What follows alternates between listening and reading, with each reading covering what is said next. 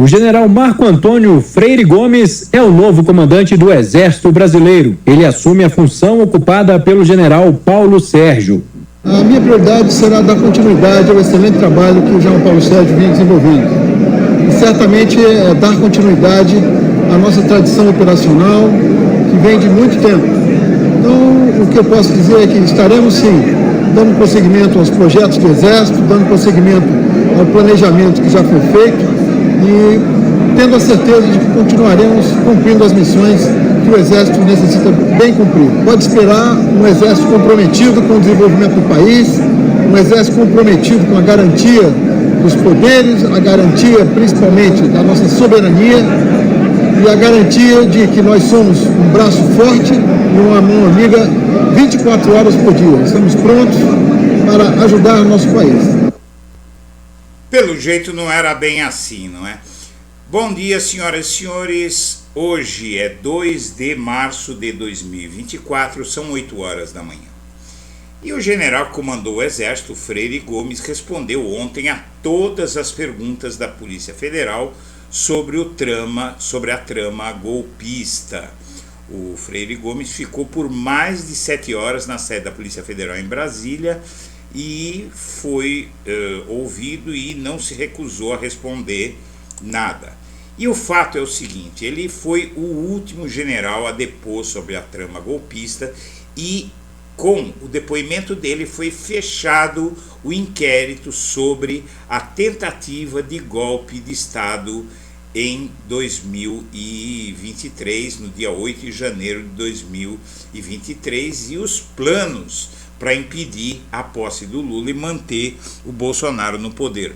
Como último depoente, o depoimento dele fechou a investigação, que agora está preparada para ser entregue à Procuradoria-Geral da República.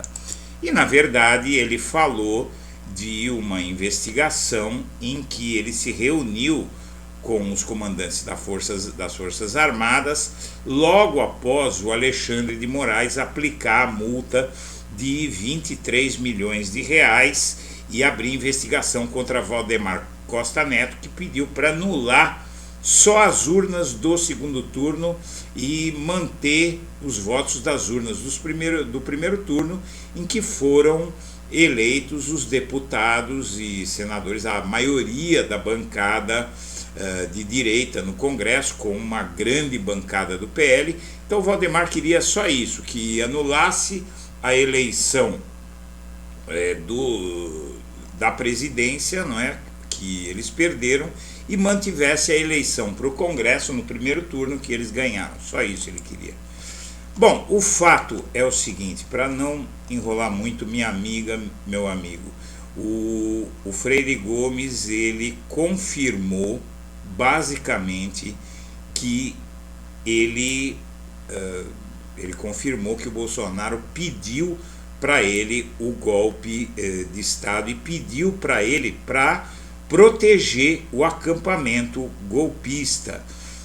Na verdade, o Freire Gomes, segundo pessoas próximas, ele conversou com generais antes do depoimento, afirmou que daria a sua versão dos fatos e disse que o Bolsonaro pediu para ele proteger o acampamento golpista e confirmou essa mensagem que foi achada no celular do Mauro Cid em áudio, em que dizia que o Bolsonaro enxugou o decreto. A mensagem dizia assim, o Mauro Cid dizia assim no áudio: e hoje, o que ele fez hoje de manhã? Ele enxugou o decreto, né? Aqueles considerandos que o senhor viu, enxugou o decreto, fez um decreto muito mais resumido, né? Disse o Cid em trecho da mensagem de áudio. E esse diálogo foi achado num aplicativo do Exército chamado UNA, que é um tipo de WhatsApp exclusivo do Exército. E tinha mensagem de áudio, mas não identificava quem era o receptor da mensagem. O sistema tem essa coisa, esse segredo de quem está enviando para quem. A pessoa tem que ter um número e enviar para esse número. E o Mauro Cid disse que enviou isso para o Freire Gomes, e ontem o Freire Gomes confirmou que era para ele essa mensagem e respondeu todas as perguntas e acusou o Bolsonaro de tudo, de tramar a minuta golpista, de mandar proteger os acampamentos golpistas. Se você vê aqui, quero ver se eu acho aqui, acampamento. Segundo pessoas próximas, Freire Gomes conversou com generais antes do depoimento.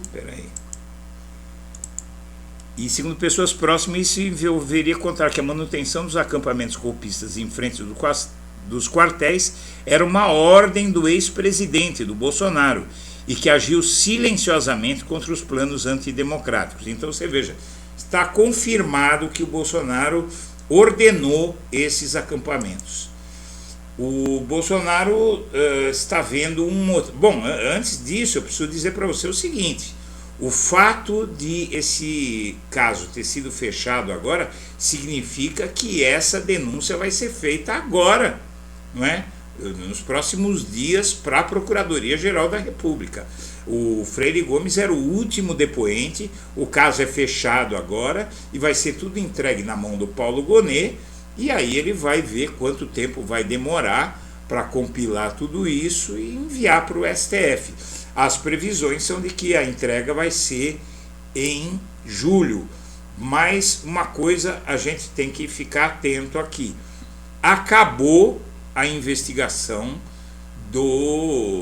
da tentativa de golpe de Estado do Bolsonaro, a tentativa dele de ficar no cargo e impedir a posse do Lula. Isso terminou ontem com o depoimento do Freire Gomes. Pode ter mais algum movimento tal, mas o grosso da coisa foi terminado e o general confirmou tudo. Bom, o Bolsonaro está querendo evitar briga com o Mauro Cid, porque realmente o Mauro Cid sabe de muita coisa, então ele disse que o Mauro Cid o delatou por uma razão muito simples, porque ele estava pressionado, não podia ver o pai, não podia ver a esposa, a filha, ficou 100 dias preso, então ele está querendo pegar leve com o Mauro Cid e ficar arrumando desculpas para a delação dele. A irritação da cúpula militar com a investigação da PF sobre o golpe se deve ao fato de que a Polícia Federal está soltando a conta-gotas aí, e os militares acham que isso os desgasta. O empresário preso na quinta-feira com 70 armas, por ordem do Alexandre de Moraes, bloqueou essa ponte no Tocantins, e entre outras peripécias dele, né? Aqui está o que ele provocou lá no Tocantins, a mando do bolsonarismo. E chegou a vez do Aras ser investigado. Ele ignorou normas e ampliou o risco de impunidade, diz estudo. Sob o comando de Augusto Aras, a PGR ignorou normas sobre saúde pública e ampliou o risco de impunidade do Bolsonaro por atos cometidos na pandemia de Covid, aponta estudo de pesquisadores da USP.